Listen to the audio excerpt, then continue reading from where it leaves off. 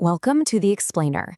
Today, we're digging into the incredible story of artificial intelligence, tracing it all the way from a 19th century dream to the powerful tools like ChatGPT that are changing our world as we speak. Let's dive in. You've probably heard a ton about AI lately, and its impact is already very real. I mean, it's being used right now to map destruction after earthquakes in Turkey and wildfires in Hawaii, helping aid workers get to people way faster. It's even helping fight droughts in Kenya. But what is this stuff really? And how did we get to a point where machines can do all this? Well, to understand that, we've got to go back, way back. Believe it or not, the story of AI doesn't start with silicon chips and glowing screens. Nope. It starts with the clink of gears and the hiss of steam, almost 200 years ago.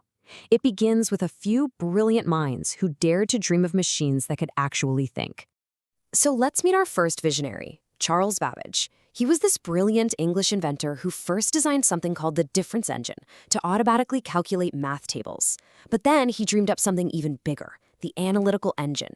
This was a true leap, a general-purpose machine that could be programmed to perform any calculation you could think of. It was literally the first blueprint for a modern computer.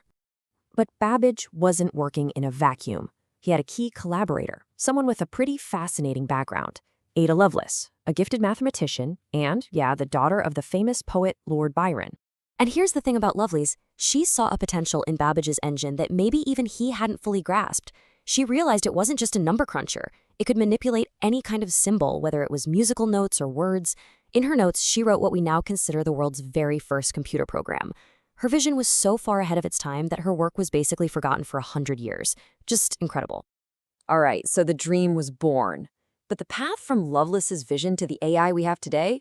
Oh, it was anything but a straight line. It was a total roller coaster, full of these dizzying highs of hype and then these freezing lows of disappointment. So the term artificial intelligence officially gets its name at a conference in 1956, and this kicks off a period of just wild optimism. You had researchers famously predicting that machines with human-level intelligence were just a few years away. Well, when those promises didn't exactly pan out, a report came out slamming all the grossly exaggerated claims, and funding just dried up. That's when the field plunged into what's known as the AI winter.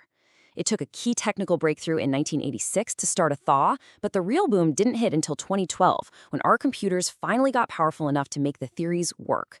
And that's what kicked off the AI race we're in today. So with all that history, how does this technology actually learn? It can feel like magic, but I promise it's not. It's a set of really powerful ideas. So let's quickly break down the three main ways these machines are taught. Okay, at the very heart of all modern AI is this idea of machine learning. And here's the key difference. Instead of a human programmer writing out millions of lines of code for every single tiny step, we give the computer a goal and then just feed it massive amounts of data and let it figure out the patterns for itself. Now, the most common method is called supervised learning. Just think of it like you're studying for a test, but you have the practice questions and the answer key. You show the AI thousands of pictures that are labeled cat, and eventually it learns the patterns of what a cat looks like. Then you have unsupervised learning. This is where it gets really interesting, because there's no answer key. You just give the AI a bunch of data, and it has to find the hidden structures all on its own. It's kind of like walking into a party and figuring out which groups of people have things in common without anyone telling you. And finally, there's reinforcement learning. Honestly, this is exactly how you train a pet. The AI tries to do something, and if it's a good action that gets it closer to its goal, it gets a little digital reward. If it's a bad move, it gets a penalty. Through millions of rounds of trial and error, it learns the best strategy to get the most rewards. So where does all this learning take place? It happens inside something called an artificial neural network. And the design is inspired by the human brain, that incredible web of, an estimated 86 billion interconnected neurons we all have.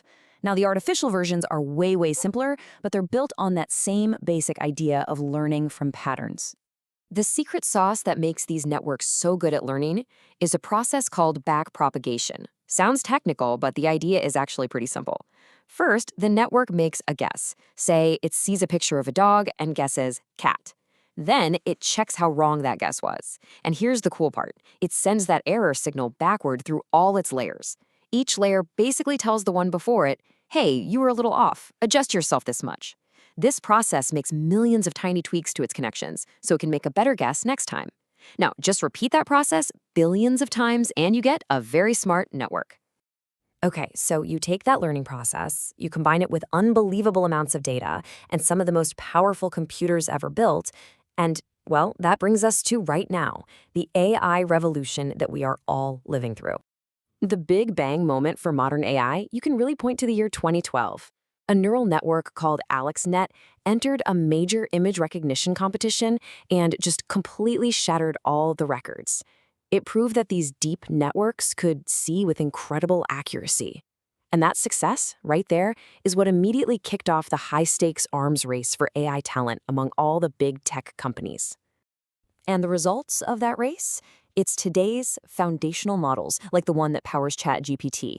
They're called foundational because they're not built for just one specific task. Instead, think of them like a giant, pre-trained cookbook of knowledge built on pretty much the entire internet. You can then fine-tune that model for an amazing variety of tasks, from writing your emails to helping you write code.